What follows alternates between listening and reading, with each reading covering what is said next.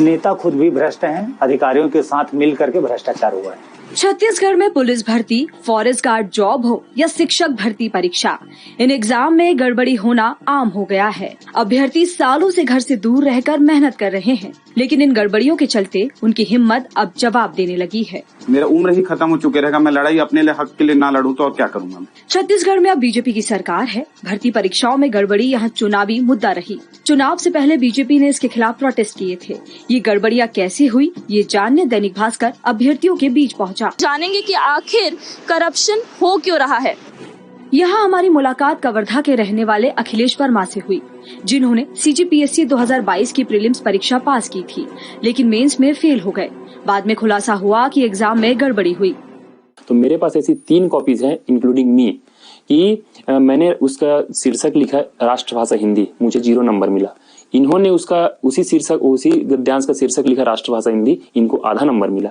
इन्होंने उसी का शीर्षक लिखा राष्ट्रभाषा हिंदी, इनको 1 नंबर मिला। ये कैसा आपका पैमाना है चेक करने का? आपने एक ही आंसर के अलग अलग नंबर दिए हैं। अखिलेश आगे बताते हैं कि एग्जाम में नेता और अफसरों ने अपने रिश्तेदारों को पास करवाया है, लेकिन जो आरोप लगे हैं वो ये हैं कि इसमें कुछ परिवार के जो IAS अधिकारी हैं, कुछ अधिकारी हैं, कुछ कांग्रेस के नेता हैं, उनके बेटे बेटियों का सिलेक्शन इसी टॉप लिस्ट में टॉप 20 में कैसे हुआ, ये इत्तेफाक तो नहीं है। आरोप है कि छत्तीसगढ़ PSC के चेयरमैन टामन सिंह सोनवानी, राजभवन सेक्रेटरी अमृत खालको समेत कई नेता और अधिकारियों ने अपने बेटे बेटी और करीबी रिश्तेदारों को डिप्टी कलेक्टर और DSP जैसे पदों पर भर्ती करवाया। मामला हाईकोर्ट पहुंचा और नियुक्तियों पर रोक लगा दी गई। भर्ती परीक्षा की तैयारी करने आए सोनू अब तैयारी करने के साथ ही भर्ती में गड़बड़ी से जुटे घोटालों पर कोर्ट में केस लड़ रहे हैं, ताकि अभ्यर्थियों को न्याय मिल सके।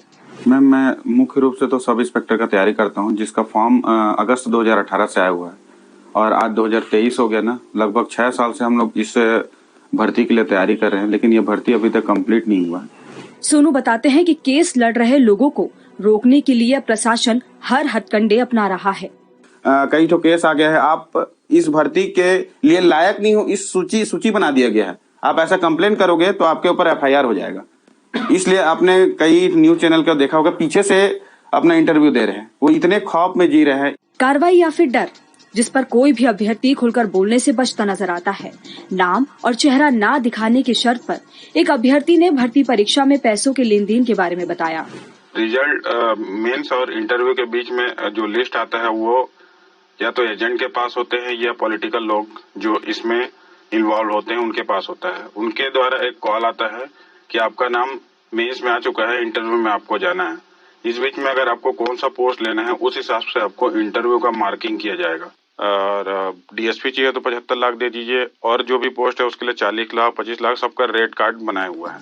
भर्ती परीक्षा का एग्जाम तो होता है, लेकिन गड़बड़ी के चलते ये सालों तक पेंडिंग रहती है, जो तैयारी कर रहे छात्रों के लिए परेशानी का सबब बन गया है। सब इंस्पेक्टर एग्जाम का 2018 में आया था। 2018 में आने के बाद से ये एग्जाम लगभग 3 वर्षों तक पेंडिंग रहा सरकार की लापरवाही की वजह से, और उसके बाद यह एग्जाम हम लोगों ने अनेक प्रकार के आंदोलन किए। उसके बाद ये प्रक्रिया फिर से प्रारंभ हुई, और उसके प्रारंभ होने के बाद भी इसमें अनेक प्रकार की अनियमितता हुई। मेंस में अनियमितता हुई, प्री में अनियमितता हुई, जिसकी वजह से हम मेंस में भी बाहर हो गए। राहुल भर्ती परीक्षा में गड़बड़ी के कुछ मामले भी सामने रखते हैं।